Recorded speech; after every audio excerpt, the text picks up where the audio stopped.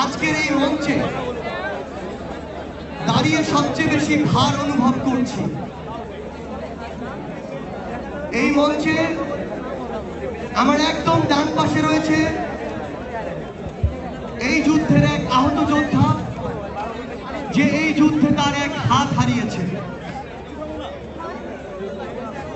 গানের ফাঁকে রাজধানীর আর্মি স্টেডিয়ামের কনসার্ট ইকোজ অব রেভলিউশনের মঞ্চে উঠে আসেন জুলাই গণ অভ্যুত্থানের আন্দোলনকারী, আহত ও আন্দোলনের শহীদদের পরিবার।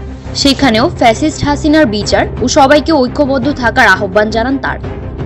শনিবার বিকেল 4টায় বনানীর আর্মি স্টেডিয়ামে শুরু হয় এই কনসার্ট। চিরকুট ব্যান্ডের পরিবেশনা শেষে এশা রাজানের বিরতির পরই মঞ্চে আসেন জুলাই শহীদ স্মৃতি ফাউন্ডেশনের সাধারণ সম্পাদক ও বৈষম্য বিরোধী ছাত্র আন্দোলনের অন্যতম সমন্বয়ক সার্জিস আলম। আমার এক শহীদ ভাইয়ের সহোদর, শহীদ মুগ্ধ ভাইয়ের সহোদর। আরও ছিলেন ছাত্র জনতার আন্দোলনে হাত হারানো আতিকুল ইসলাম, মুখমণ্ডল হারানো খোকন চন্দ্র বর্মন, আন্দোলনে নিহত সৈকতের বোন, মুগ্ধর ভাই স্নিগ্ধ ও আবু আহনাফের মা। কনসার্টে উপস্থিত তরুণদের উদ্দেশ্যে সার্জিস আলম বলেন, আজ আমরা কিসের উপর দিয়ে এই দেশে এখনো আছি তা দেশের সবাই জানেন।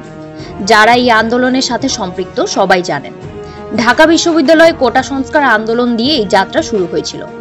পরে ফ্যাসিবাদ বিরোধী আন্দোলন শুরু হলে সারা দেশের ছাত্র জনতা এতে অংশ নিয়েছিল।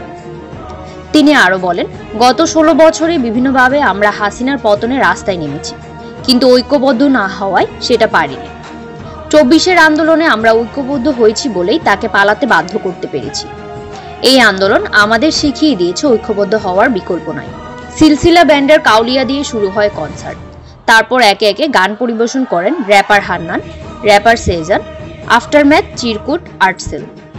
এই প্রতিবেদন লেখার সময় মঞ্চ প্রস্তুত করা হচ্ছিল কনসার্টের প্রধান আকর্ষণ উপমহাদেশের জনপ্রিয় সঙ্গীত শিল্পী রাহাত ফতে আলী খানের পরিবেশনার জন্য।